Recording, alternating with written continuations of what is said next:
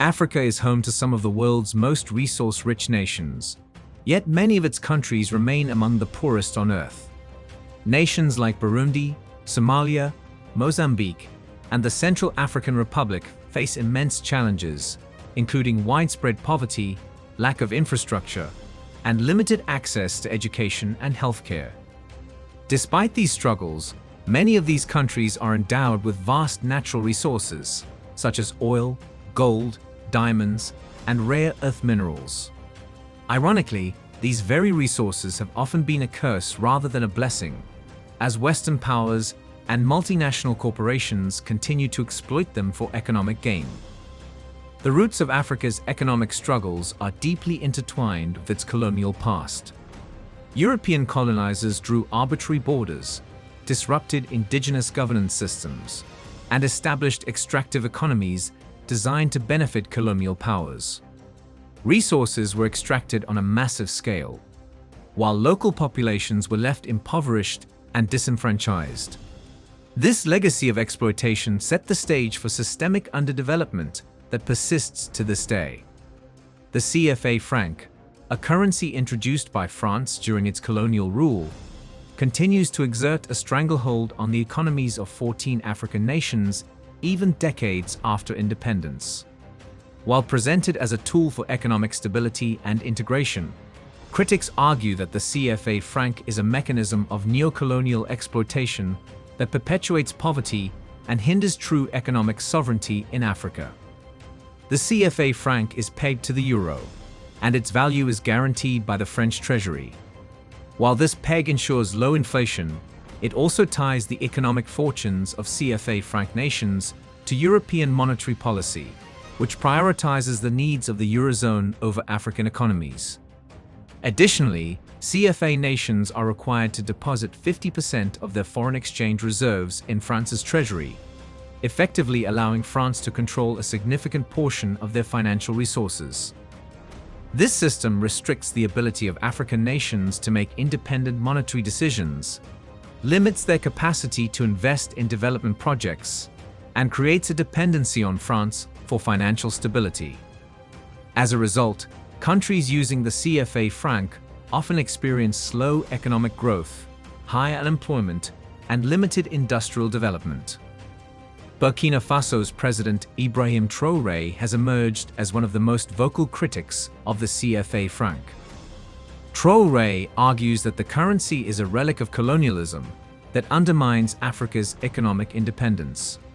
He has called for an immediate boycott of the CFA franc and has urged other African nations to adopt alternative currencies that prioritize regional integration and self-reliance.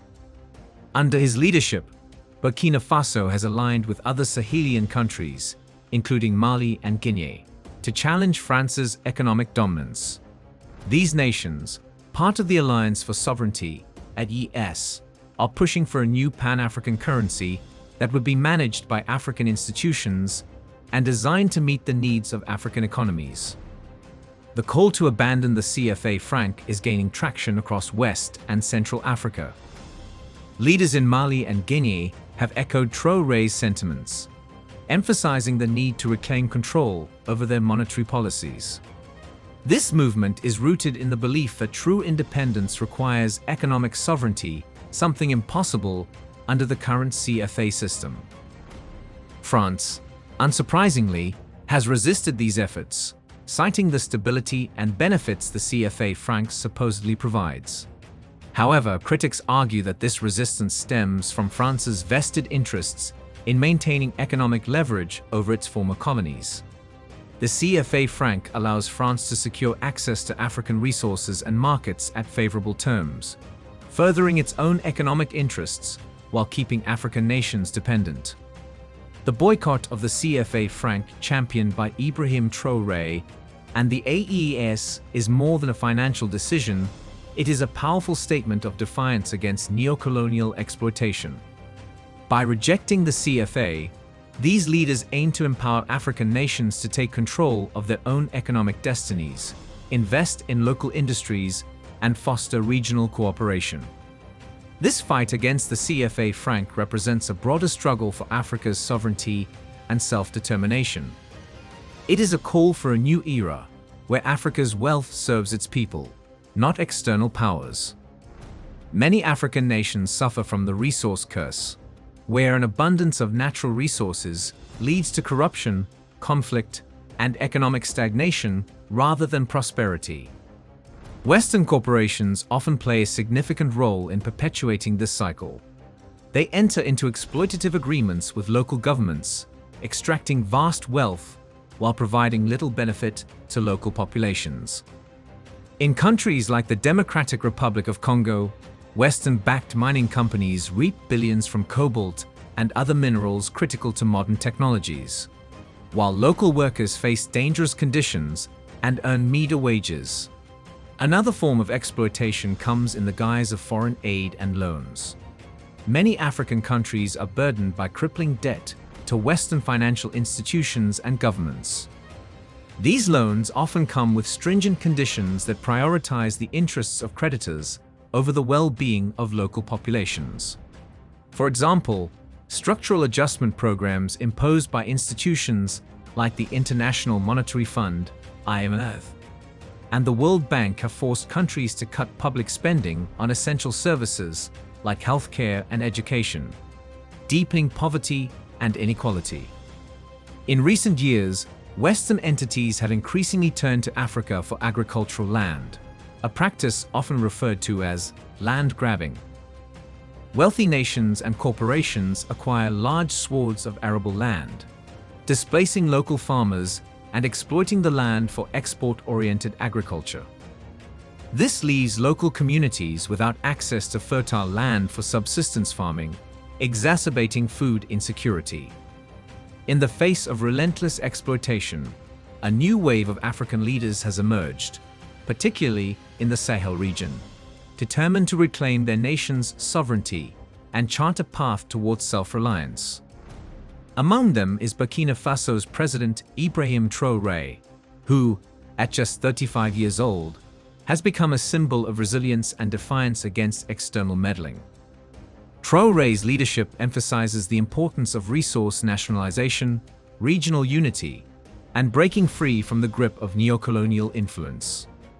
Similarly, leaders across the Sahel, such as Mali's Assimi Goïta and Niger's recent transitional authorities, are advocating for a shift away from dependency on Western powers. These leaders argue that true sovereignty begins with control over their nation's natural resources and the freedom to determine their economic and political futures. Their stance has led to significant tensions with Western nations, as they challenge exploitative agreements and demand more equitable partnerships. These leaders are fostering a spirit of Pan-Africanism, collaborating with neighboring countries to strengthen regional security and economic independence. For example, initiatives like the Sahel Alliance aim to address shared challenges, from terrorism to poverty, without relying heavily on external aid. This resurgence of African-led governance represents a bold step toward dismantling the systems of exploitation that have hindered the continent's progress for generations. Their message is clear: the future of Africa must be determined by Africans, for Africans. This growing push for sovereignty is not just about rejecting exploitation, it is a fight to redefine Africa's place in the global order as an equal, respected partner. For Africa to break free from the cycle of poverty and exploitation, there must be a shift in global dynamics. Western nations must acknowledge their role in perpetuating inequality and support African-led initiatives aimed at sustainable development. Additionally, multinational corporations must be held accountable for their practices and ensure that their operations contribute to the long-term prosperity of the countries they operate in. Africa's potential is undeniable, but unlocking it requires addressing the deep-seated exploitation that has hindered its progress for centuries. By prioritizing equity, transparency, and local empowerment, the continent can chart a new course toward a brighter future. Tell us what you think in the comments section below. We explore the rich history, culture, and the ongoing struggle for sovereignty in Africa. Join us in this important conversation by subscribing to our channel. By subscribing, You're not just staying informed, you're becoming part of a movement dedicated to reclaiming Africa's rightful place on the global stage. Hit that subscribe button and turn on notifications so you never miss an episode. Let's work together to spread knowledge and inspire change. Thanks for watching.